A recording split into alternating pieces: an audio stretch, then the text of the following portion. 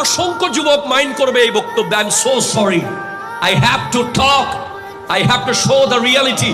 আমাকে বলতেই হবে, নাহলে আল্লাহ আমাকে ধরবে। যে কালিমা পড়ার আগে, সাক্ষী নেওয়ার আগে, উকিল থাকার আগে, অর্থাৎ আদ্য পড়ার আগে যার সাথে আপনি বসেন, যার সাথে আপনি পার্কে যান, যার সাথে আপনি গোটা রাত মোবাইলে কথা বলেন, যার সাথে আপনি মেসেজ করেন, যে আপনাকে রশি দিয়ে বেঁধে রেখেছে, ঠিক কিনা বলেন না? সে হলো পৃথিবীর সবচেয়ে বড় শত্রু আপনার।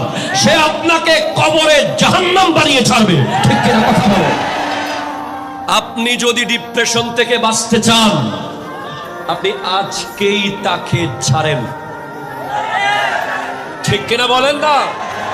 ডিলেট নাও হার মোবাইল নাম্বার। হার হার হার মানে বুঝছেন তো ইংরেজিতে? আমি হিজ বলি নাই, কি বলছি? Her mobile number you have to delete now. এখন তার মোবাইল নাম্বার আপনি ডিলেট করেন, তাকে ব্লক মারেন, তার সাথে সম্পর্ক ছেদ করেন, কারণ সে আল্লাহ আর আপনার মাঝখানে বিশাল ডিসটেন্স করে দিয়েছে।